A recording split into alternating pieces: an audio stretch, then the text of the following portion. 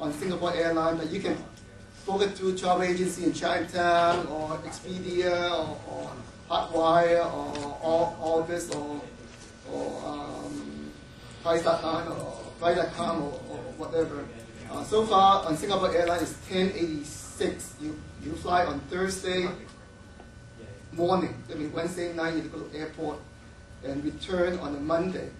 That's weekday to weekday. You travel on the weekends beginning from Friday morning. You pay about $186 more. For those who has your own personal credit card, you can book online that way. If you want your parent to pay for it, there's a couple of things you can do. You can make the reservation, and then your parent has to download a form, fill it out, and take it to San Francisco's Singapore Airlines office. Have they validate, make sure the passport and the ticket and who's paying for it, everything has to be verified, and you need to bring that piece of paper to the airport. For those who charge online, one person can make 7 reservations. That means like if Benny's going to book 6 other young people, you're on the same flight, you can book it. Because last year I booked the same thing for Tony. But when you check in, you have to present a credit card. They have to scan it. And, this is part of the September 11th security measure. They have to match with the credit card with the passenger. They don't want someone else pay for the ticket and he or she is not on the plane itself. So that's something. You can try to book it through Chinatown. Chinatown round trip is about $1,200, and I sent the information to most of you already. So please try to book it within the next week or 2. If you book online, you can get the seat assigned and so on. And I always send out the seat that at least the 7 of us already assigned. So we took way at the end. There's some double pair seat and close to the bathroom. So restroom, the bathroom. Okay. So any question on the flight information? So you make your reservation. Maybe you can send the information to Sheldon, and he can forward me and then keep track and who's going. And for the dorm, it's available. But the team will arrive on Friday morning, July 20th. Okay, and that's when the time we're going to be. You can check in either with the team or come anytime that day or the next day or 2. And the team will leave on Monday, August 6th at 5 p.m. Singapore Airlines flight is 9:55, so we probably get some minivan or bus, higher bus, and 5:30 we'll leave there. Okay, and you don't have to stay all the way to Monday. You can leave on Saturday or Sunday before, or you plan to stay longer time.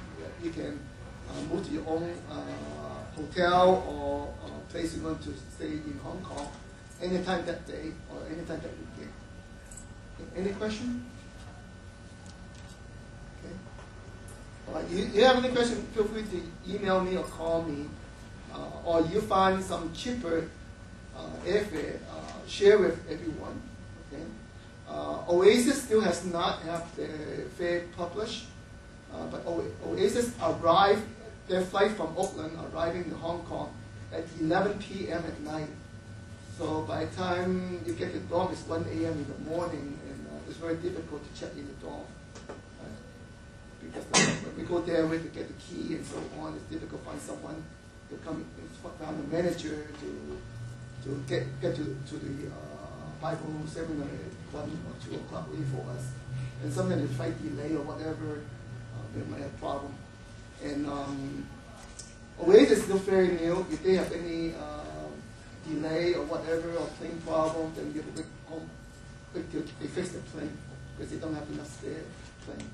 Similar to Singapore Airlines, they only run 2 flights there, but they one flight to Icheon, Korea, and one to Hong Kong.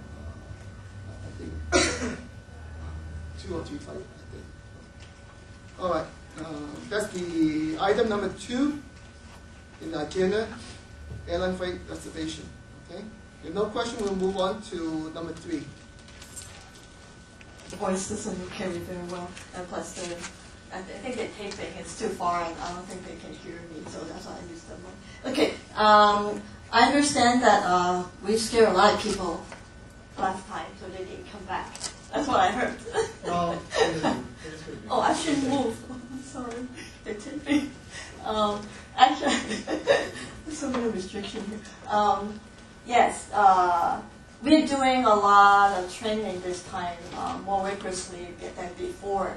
If you look at a lot of other mission trips to overseas, they give you a whole week of training from the 24 hours, and you can do together or whatever, a whole week.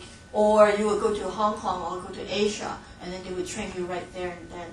And it's very difficult. And then they charge you over $200 for the training. But you get this for free.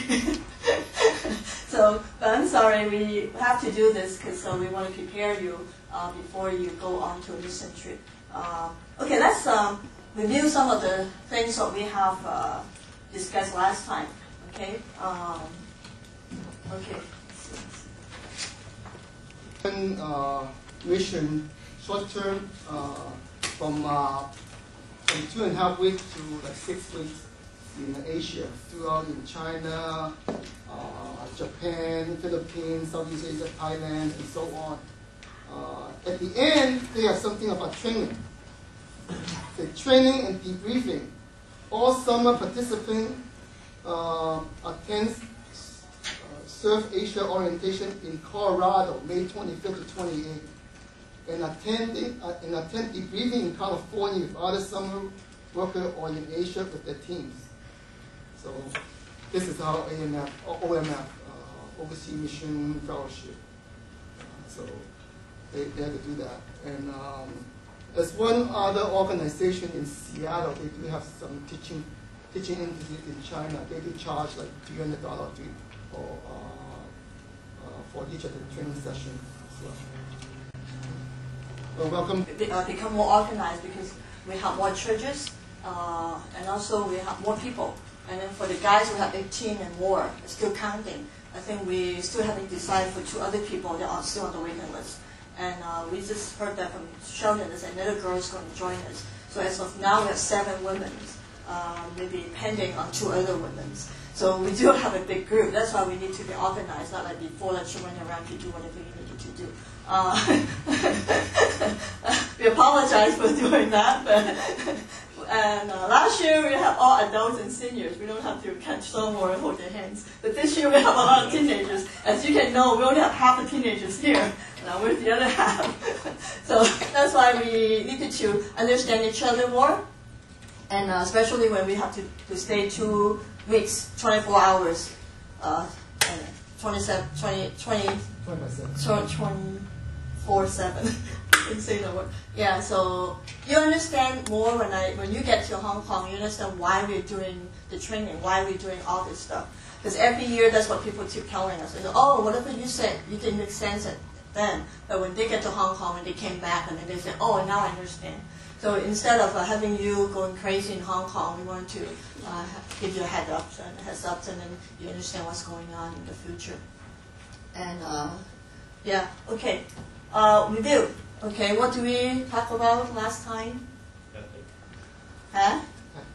Ethics. Very good. What kind of ethics did we talk about? Sorry. Sheldon have to go with me everywhere I go. Okay, let me ask you. Hong Kong mission is not, I know you're going to look back in your notes and your answers there anyways. Okay, it's okay. Hong Kong mission is not what? Dating. Huh? It's not dating service, thank you. Don't look for your wife, your husband in Hong Kong. This is not what it is for. Okay, and also Hong Kong mission is not a shopping trip, thank you. And what else? Not a tourist trip. Yeah, very good. So along the line, those are the reason that we're not there for. Okay, if you have in your mind that you're going there for that, and then this is not the right trip for you. Okay, another thing, what is a mission, global mission statement? This is a test. Oh, actually, okay, I should do.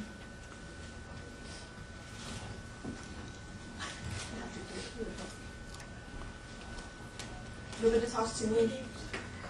Oh, close to me. Okay. Since Truman, you answered my question, so it's a surprise for you. Wow. So remember we said nobody want to answer questions. Okay. Now next one is what is the global mission statement? It's in your book. It's in your book. Just read your notes. This group is so shy.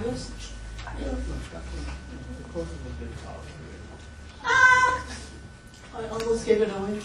Okay. Yes, no. Oh, okay, Tony have the answer. You shall love the Lord your God with all your heart, with all your soul, and with all your strength, with all your mind, and love your neighbor as yourself. Very good. Here it is. If you don't remember, here it's another prize. Okay, if you get the Chinese one, or some in English, some in Chinese, then you have to find Chinese people to translate it for you. It's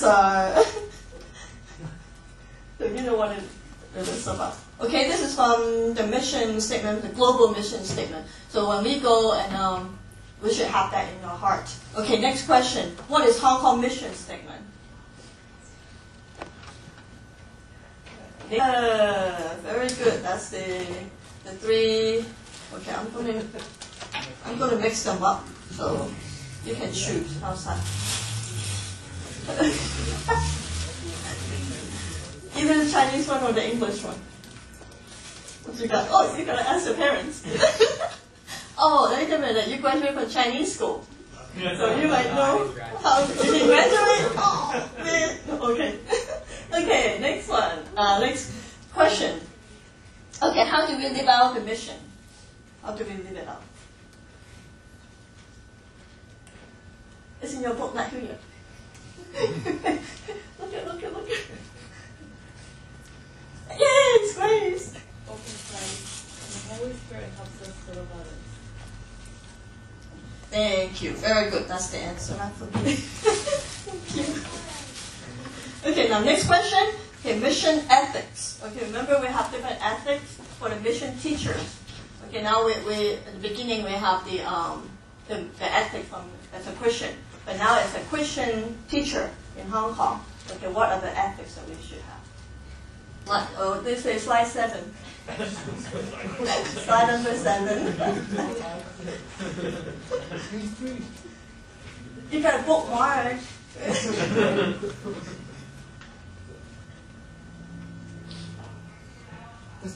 Okay.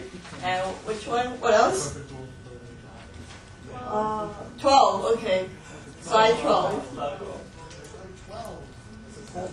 April Fools! They're playing with you. They tell you the wrong slide. Very good, very good. Okay, there are 4 different ones. Okay, one is for teacher. Oh, right here. The teacher have responsibility. Okay, those are the teachers. We are all teachers when we go to Hong Kong. Okay, so we have responsibility to our students for one, and then the other one we have the commitment to our own growing. Okay, so we need to Bible study. We have our daily walk with the Lord. And number 3, the teacher have responsibility to his colleagues. Oops, this is supposed to be up here. Okay, and we are accountability. We have accountable to each other. And then number 4 is we have responsibility of not only the students. We always think that the student actually for their family and the community. We do that. We say that because they look at us all the time. Whatever we say, we do, we affect not only affecting the student and also to their family. Okay, last one question. Okay, we have the Bible study and the short-term mission workbook. Right, we have 2 chapters already. So what was the first chapter about?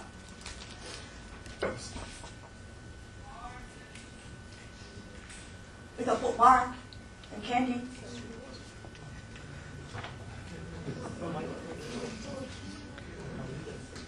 It's also in your slides. Very good. Thank you. Global, we become a global citizen now. We're not only a United States citizen, or we're not Chinese, or China, I don't know, people in Hong Kong citizens. So another thing is the God of mission. And He's not only the God of United States, but he's the God of missions. And what kind of benefits we're going to do through mission is we spread the word of the Lord and to have the kingdom. We're living in the kingdom of God now, so we need to do our obligation to spread the gospel. Okay, that's chapter 1. Chapter 2 will be the biblical principle against the culture. Okay, I think we still have a lot of confusion with the biblical principle and culture. So what's the difference between these two? How do we identify what's biblical principle and what's culture? Last time we talk about people being late. In this culture, we always late, especially for banquets. They say 6 o'clock, they won't eat until 7. Right? Like our meetings too. Is that a culture? We say 1:30, people don't start until 2. Then we say, okay, we start the meeting at 1, they still come at 2. It's a universal culture, acceptance. Okay, now then how are we going to divide? I mean, when we go to Hong Kong, you say, you talk about Bible now. But when we go to Hong Kong, how do we do culture and biblical principle? What is the difference between the two? Are we according to live our life in the Hong Kong culture? Or are we still living in the Bible principles? And then I give you the answers. Okay, the issue here, I'm so far away from you. I think the issue here, okay, for the culture and then the biblical principle. Okay, we say when you come early, why do you have to come on time and early? Is it culture? What's the message behind that? The last time Doris was talking about from the book, we say respect for the culture, right? Respect. So what respect leads to? Adam and Eve would say respect God when they sin against God. And they say that God told them not to eat it, and then they ate it. You know what I'm talking about, right? So out of no respect, out of no listening, or no obedience, is that a principle, biblical principle? And why did they take out from Garden of Eden?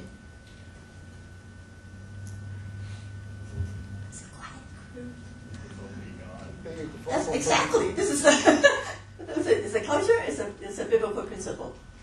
It's both. Actually, you can see. Okay, this culture. Okay, I'm being late. It's okay. But are you respecting the people, or you respect? Come down to it. The principle is submission, obedience. Was Adam and Eve obedient to God? They were not. But here it says culture.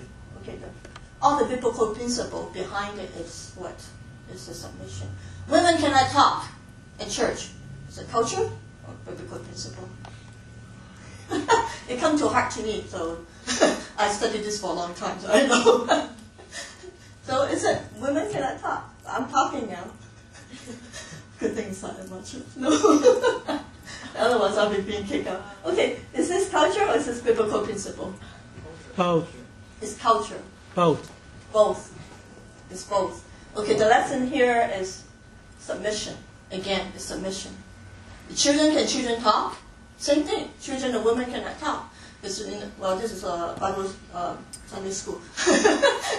The women used to separate the worship service with the men. The women and the children, they're all played different roles in the Roman time and the old history time, but I'm not going to go into it. But the principle here is submission. So you have to look at the culture and see where the culture comes from and where is the biblical principle. It's actually under the submission part of the biblical principle. Okay? I know it's very hard, very difficult for you. Excuse me? Oh, the wrong way. Okay. All right. So today we're going to talk a lot about Chinese religion's history. We wanted to put this in because if you don't know their history about their religions, we don't understand each other. It's kind of difficult for us to know and how to share our gospel with them. So some of you already know this. I know that you grew up with Hong Kong history and the religions. You know all this already. So this may not be new to you. Oh, yeah, thank you. If this is new to you, for some of the young people in high school or college, it will be good for you to understand what Chinese culture is all about.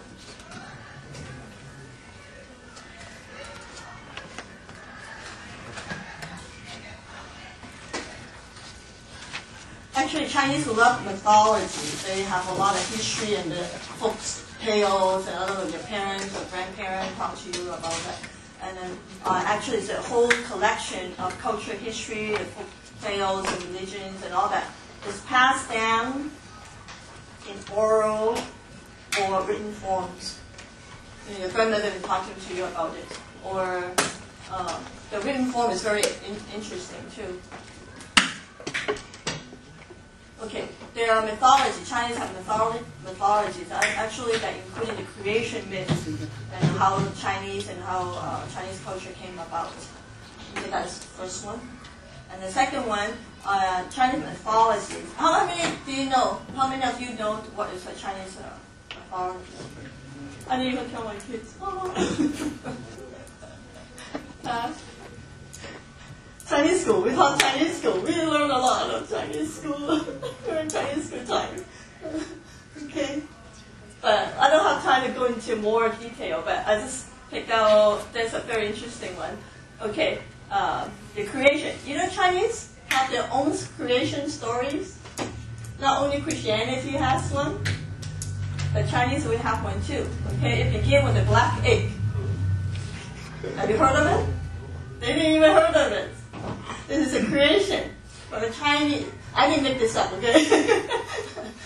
This is from the history that I learned. And then you can do more research in it too. So it begins with the black egg, okay, in which the earth, heaven, and Pungu.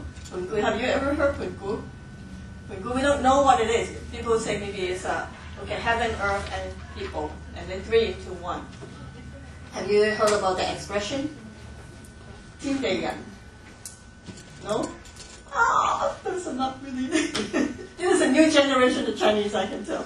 Okay, Pungu cracks open the egg, so now it created a universe. The universe becomes the earth and the sky. Does that sound familiar to you? A little bit. Okay, let's see what's coming. Oops. Okay. By the Han Dynasty, it's many, many years later. Okay. Nuwa, have you heard of Nuwa? Nuwa is described in the literature with her husband. Okay. Popesi. Yeah, Popesi. They call them parents of mankind. Do they look familiar to you? Huh? No? They're not familiar to you? Chinese Adam and Eve? Chinese, exactly. Yeah, this is exactly Chinese Adam and Eve with what? This is serpent. Yeah. Okay. And I want to go back. Where do I go back? Oh, I keep pointing over there. Okay, does this sound familiar to you? Heaven and earth. Creation. God's creation, heaven and earth. And later, and now what we have now. Yeah. Oh, wait. I keep pointing in the wrong one. Okay, after this. Okay, and now we have Adam and Eve. But this is Chinese Adam and Eve. Okay. I didn't make this up. Okay, when we went to, I keep saying it because when we went to China, when we went to Peking, there's a temple. They have this two inside. People go there and worship them. And I have no idea what they are at that time. And then people keep telling me. And then they have a lot of different wordings around it too. They're not Chinese, they are Tibet. They were written many years ago. So we saw the temple there. So this is really existent in Chinese culture. Okay, next one. So, Nuwa is the woman. Okay, and very interesting. I find out that she felt alone, so she created animal and human. Okay, the first day. Isn't this interesting? First day she created chicken, and then the second day dog, and then the third day sheep, fourth day pig, and the fifth day cow, and the sixth day horse, and the seventh day she created man. From where? From the yellow clay. Does this sound familiar to you? Okay, this is Chinese history. Okay, I didn't invent all this stuff. Okay, and now Lei Wo. This is very popular 5-color stone. Okay, what's in choice? 5 color, 5 and color stone. Do you skip a slide? Yeah, that's No, it. you skip a slide. Oh, I did? The middle button. The middle button. Okay. That one. Oh, I'm sorry. All right. It doesn't matter. Okay. Then, okay. Okay, all these people, Lao On, Kuai Nam Ji, Lam Ji Me Ye Fen. Okay, and then they recorded there's a flood. Okay, this very important flood. And then Noah, she went up to heaven. He mended the gate. He stopped the flood. According to legends, some of the minority in southwestern China now, and also in Thailand. Last year we went to China, Thailand, and then they had water splashing festival. Exactly, they're still doing the same thing to remember her existence. That she saved the world at that time. Does that sound familiar to you? Very familiar, huh? They're all documented. They're all in the history. But this is Chinese history. This is not Christianity history. So, okay, next one. So she created. This is very popular. The 5-color stone. In my young years, I studied her too. The 5 set. Did you guys heard about it? Stephen, I'm sure Stephen heard about it. No? Oh, okay. Okay. So she mended the heaven with her animals, of course. You know, the turtles and the dragons and all the animals that she liked. And then they divided into 9 regions, and now it becomes the Earth because we have so many continents. Okay, that's how it came. But according to Chinese history, Chinese way of thinking. You know what the 5-colored stones? Huh? You know what the 5-colored stones represent? No. The 5 color stone is to mend I know. the When heaven. you think about what happened after Noah's Ark, what did God do? Created what? Oh, the rainbow. Yeah. Exactly. Yeah. There's That's your called colors. choice set. There's your colors the in the rainbow. sky. That's the Yeah, thank you.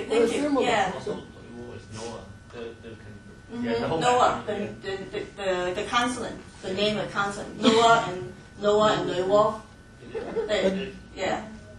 So, very interesting. When you hear about all this, okay, I'll let you know. Okay, some of the earliest Chinese god, Pun Bu was the 3-in-1, remember? Then she break out the egg.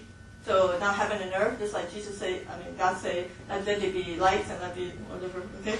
And then Lei Wo, they consider her as one of the gods, the combination human god. And now we come to Shang Dai, okay, and heaven. Okay, what is this two about? Okay, let's see. Okay, in your slides. And Shang Dai, okay, this is what Chinese believe, okay? Shang Dai literally translate about sovereign, about or Lord on high. Okay, in Chinese culture, the name is both in traditional Chinese religions as well as in Chinese Christianity for the supreme deity. If you look at Chinese Bible now, we use this. Okay, Chinese believe in Shangdai. Chinese believe in this heaven God. That's what we have in our Chinese Bible that we read every single day. Okay, interesting. Okay, more. Okay, Chinese history. I think the young generation now they don't do this anymore. We used to have the classical history, classical poetry, classical rituals, and this is very interesting. The spring and autumn annuals, and also the classical change, and all this were edited and created by Confucius himself. So during that time, I'm going to talk about Confucius later, and all this is like 1, 2, 3, 4, 5. What do we have in Torah? The 5 Book of Moses. Okay, but this is not 5 Book of Moses. We have the similar situation. We have the similar creation up to this point. So with Confucius' teaching. So in all this book, they all recorded Shangdai. Okay, do we have the same God, you think? That's right. If you think about it, the Chinese God they think the God that created them is this person. Okay, from all the history. Okay, and very interestingly, another thing, Tin. Okay, Tin is a supreme god of Chinese people, and Tin is a word with multiple meaning in the ancient Chinese language. Okay, it can be a physical sky. When we study Chinese, we know physical sky, and then the presiding of God of heaven. Okay, Tin is where the sky is. Okay, and it is the same meaning as Shanghai.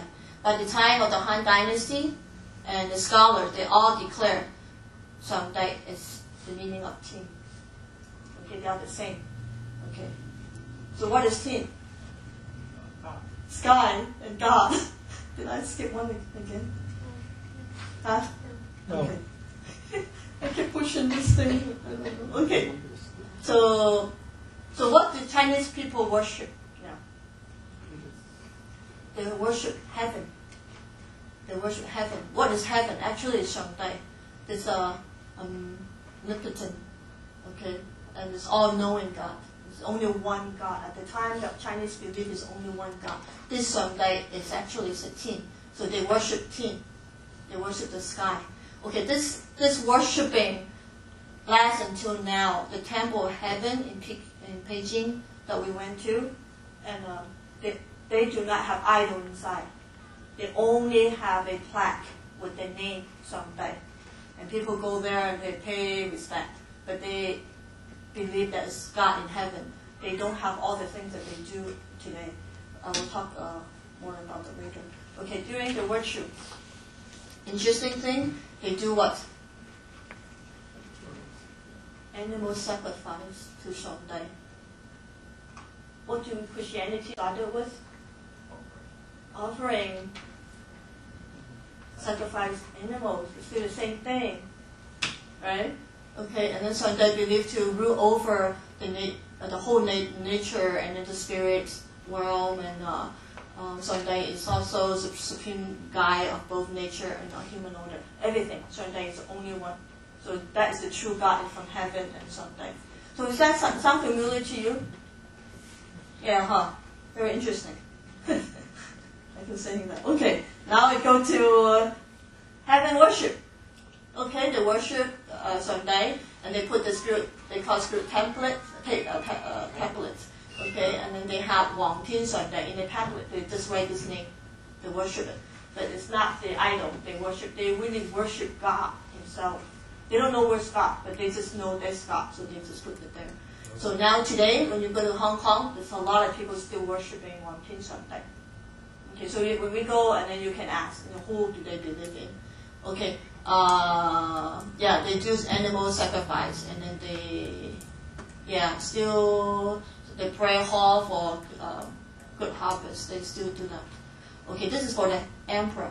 Every year during that time, in the old days, the emperor will go to that hall, and then to pay respect to God. Okay, heaven worship. Okay. You know who this is? Jehovah. Yahweh. Yeah, the early missionary from Arab or Abrahamic. Abrahamic at that time, and then they declared Shanghai and Tin is the same God that we believe in. Very interesting. And Christian God and Chinese Shanghai, in fact, are the same. Okay, we have the same God. Isn't it exciting? But they're sleeping on me. We know we have the same God. Nobody's excited. Okay, the Chinese religion believe that. Okay, the next one will be really interesting now. Don't go and sleep on me now. Okay, next one. So the heaven God, Christianity, religious belief. Okay, Taoism and Buddhism and Confucianism. Okay, but later on we have all these three.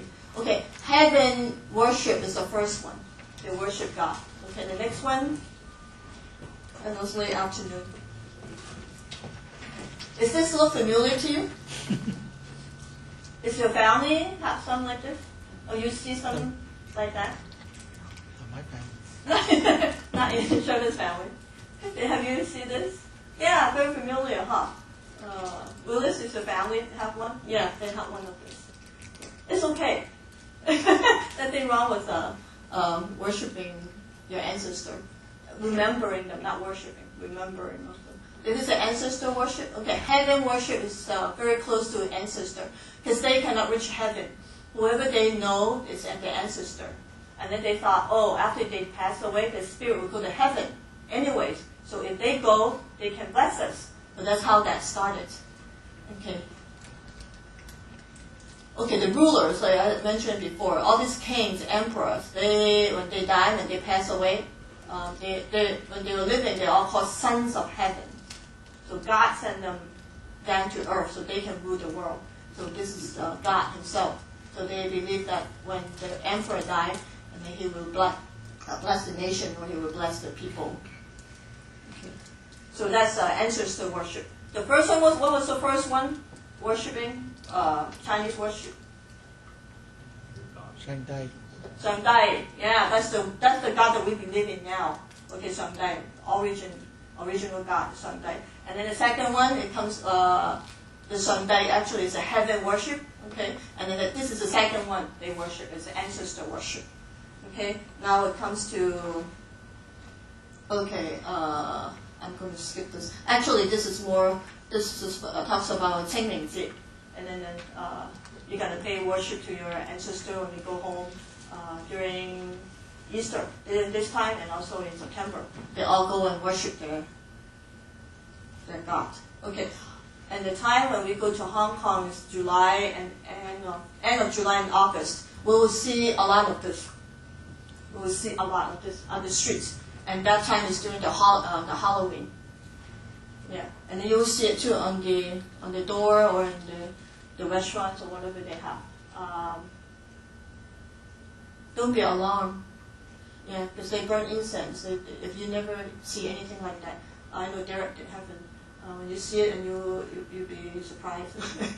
They had pigs out there, they had chickens out there. They're worshiping, they're burning a lot of things in the streets, wide open in the streets. So you just walk by and you don't have to worry about it. You'll see a lot of spiritual warfare encountered during that time. The first week of Lei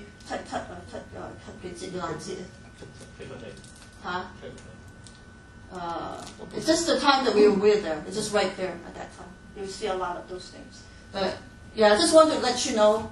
Then when you see them, you don't be alarmed. Okay, now we go to Taoism. Taoism was Taoism to you. Yeah, I know you have answers too.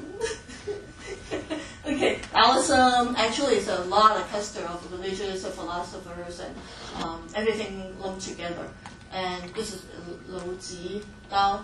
Okay, actually his belief is the way. Are you familiar what's the way? Does that ring a bell to you?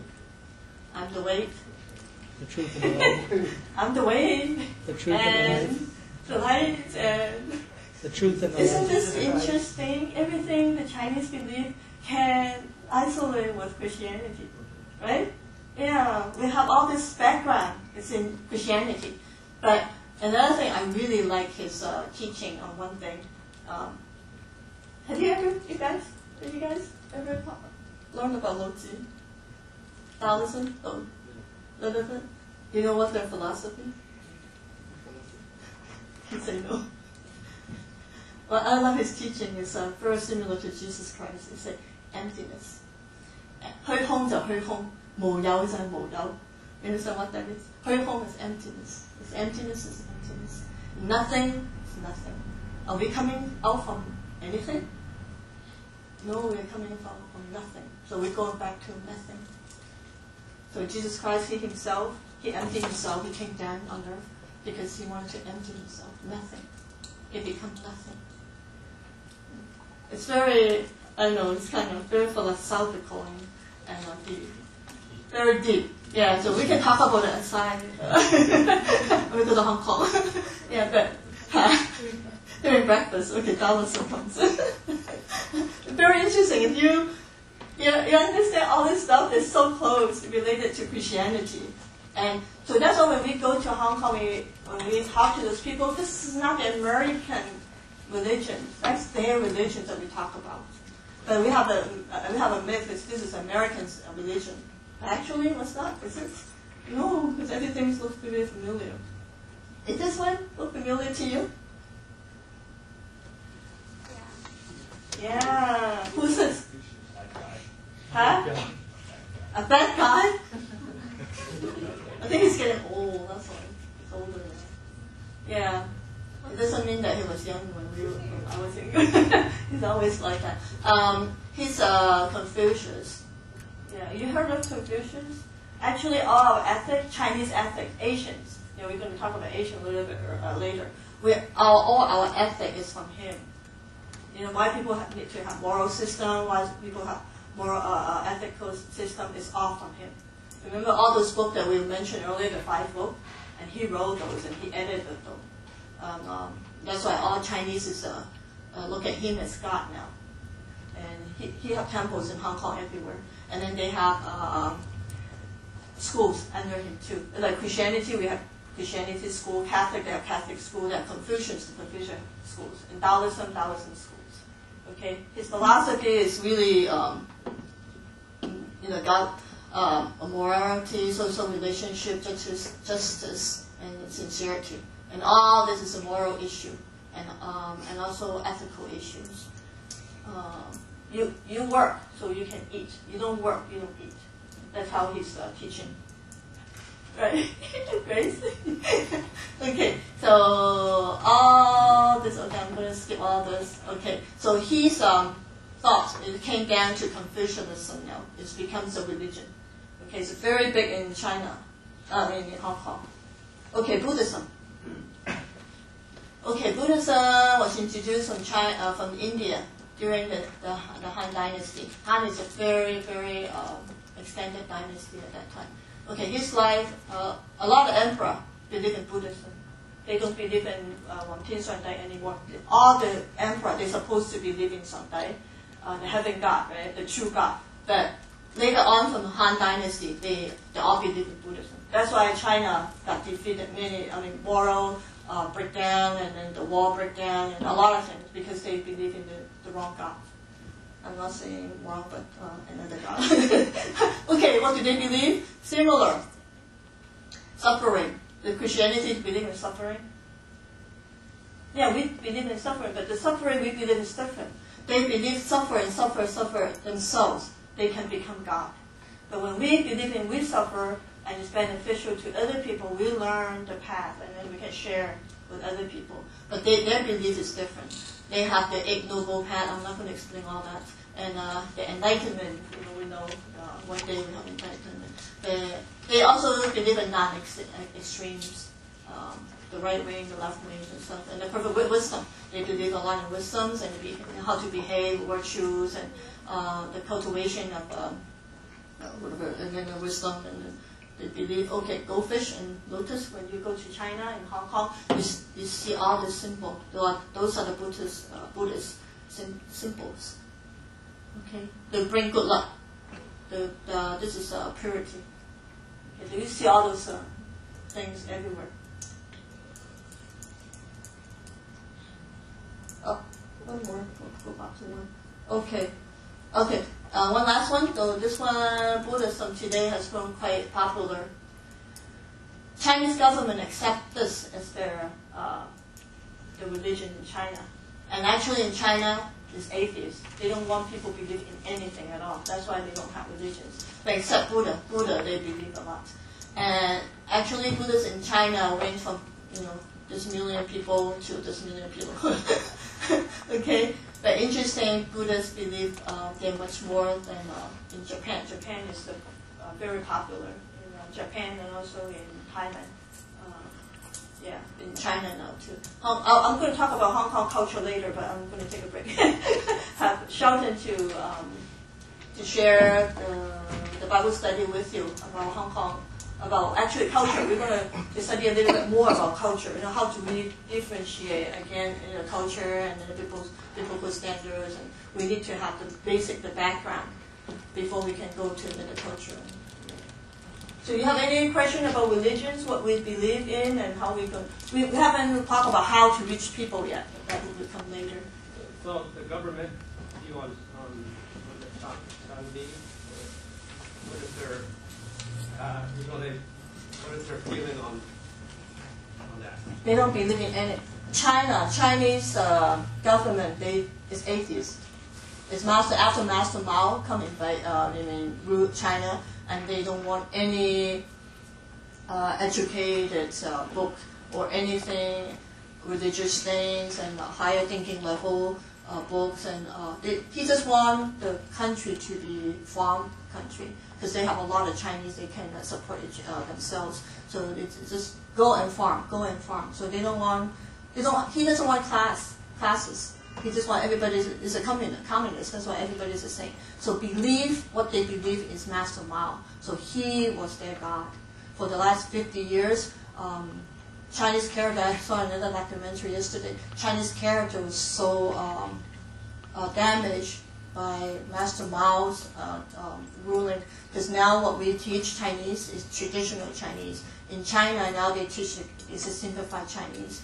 And all the young people growing up the last 20, 30 years, they have no idea what Chinese culture, because the character tells Chinese culture. They take that character out and simplify it. It becomes another word. There's no meaning of Chinese culture anymore. And when they go to college and they even further study, they have no idea. They cannot read Chinese anymore. Because now the simplified Chinese is only 500 words. Before the traditional Chinese is more than 5,000 words. Compare 500 to 5,000. So Master Mao was their one and only God. So Chinese, when you walk in there, you still see Master Mao's picture everywhere. That they don't have religions. They still let people worship as Buddhists because that's still considered their God from way before, and also ancestor worship. But someday they don't talk about someday anymore. Someday it's like long gone. The new find for them, the religion is Buddhism and ancestor worship. But actually, they have to believe that Chinese actually we all believe in the same God to begin with. But after time, I really love my parents, but my parents passed away, so I want to remember them. I want to worship them. So it becomes ancestor worship.